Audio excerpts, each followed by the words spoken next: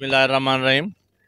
जैसा कि आप देख रहे हैं, जिंदाने दिल कुंडरी शहर में मोहतरमा बेनज़ीर भुट्टो क्रिकेट टूर्नामेंट, शायद खुशी साहब उनकी ज़बरदस्त जो टीम है, जो हर साल की तरह पुरजोश तरीके से ये करवाते हैं।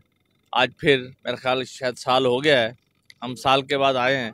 यकीनन इतना नौजवान नस्ल के लिए खुश आइंद क्रिकेट का ये जो शहीद मोहतरमा बेनज़ीर भुट्टो प्रोग्राम है, यकीनन ये काबिल तहसीन है और हम मुबारकबाद पेश करते हैं सारी टीम को, शायद खुशी भाई की सारी टीम को, जिनकी काविशों के साथ इतना ज़बरदस्त प्रोग्राम मुनक्कद किया गया।